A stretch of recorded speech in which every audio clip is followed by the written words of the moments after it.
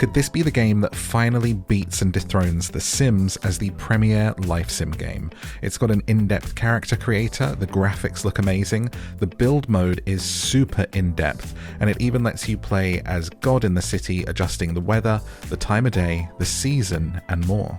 The game was just revealed at a gaming event in South Korea, and I've already posted about it on my TikTok, where it's already got 700,000 views and counting. People are hungry to learn more about this game, so here's everything you need to know. Be sure to hit like and subscribe to hear about more games here on YouTube, and follow me on Instagram or TikTok to get my short videos, which I do nearly every day, where I talk about indie games, cozy games, and games you've never heard of. So what is inZOI? Think The Sims, but with hyper-realism. You start work at a new company where you control the lives of people in a city, and this is your boss. Yes, the cat is your boss. It's called Pussycat, and that's really the backstory for this game. I watched an interview with the creator in Korean, and he explained the whole thing. It's quite interesting to see the in-game lore have a reason for what's going on and how you're in control. As far as I know, in The Sims, you're just an outside force playing a game. But in this game, you are lore-wise considered to be a god that has a cat for a boss, that is in complete control of a certain city.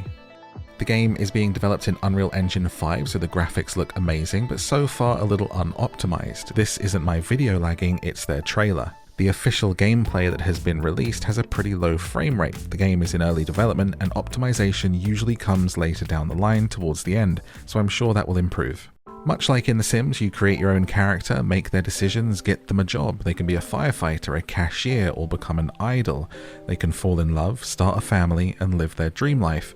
Or maybe things will go horribly wrong.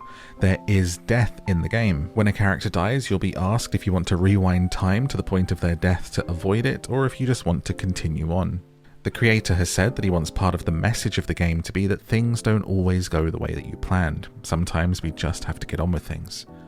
The character creator looks extensive. There's lots of cute outfits, which is great, we love some fashion, and the custom patterning tool looks to be really useful, so you can create your own clothes.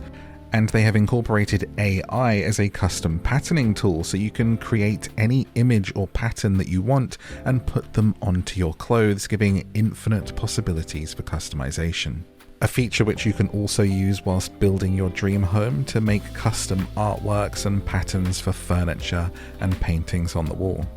It reminds me of what they did with Dreamlight Valley, but on a completely different level.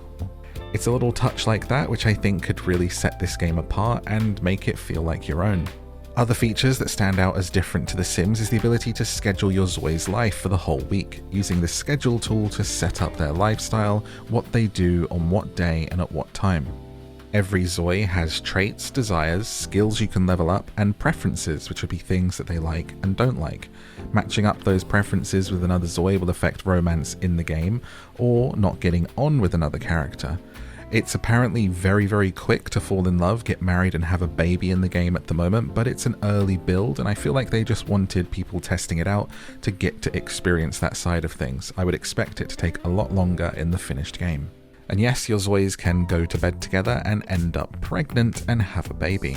For those that would rather be a cat daddy or a cat mummy, people who've played the game say that there are cats walking around the city. You can feed the stray cats and pet them, and there is a conversation option to think about adopting a cat together, but pets are not currently in. I would expect this to happen before the game comes out or shortly after. The trailer shows off a lot of hobbies. There's gardening, working out at the gym, yoga, going to the arcade, playing the crane machines. It seems like there is a lot that you can get up to in this city already. I also get the feeling that it is partly about creating the stories the way that you want them to be. The fact that you can in-world change the weather, so maybe your inZOI is out on a date and you decide that you want it to be a rainy romantic scene, you can change that as the god of this city, make it rain, their clothes get wet, and continue things on from there. The comment that I'm getting the most on my TikTok is people asking about or saying that it can't possibly rival The Sims unless it has more diversity in its character creator. Here on the screen right now, I'll show every type of character they've shown in the gameplay so far that is officially released. Other people have responded to those comments saying that there are different skin colors and options in the game, and that diversity is included even at this early stage. My personal opinion is I don't think the company is that short-sighted to not include it. I would assume that it's already in or it's being worked on, and the fact that they seem to be sponsoring a lot of Western influencers to play this game and talk about it, they are definitely targeting the West and a global release for this game. There is currently no release date, but if you subscribe, I will keep you up to date on this one. The life sim genre is going to be bursting at the seams over the next couple of years with this game, with Life by You, and with Paralives coming out, whilst The Sims 5 is also in development.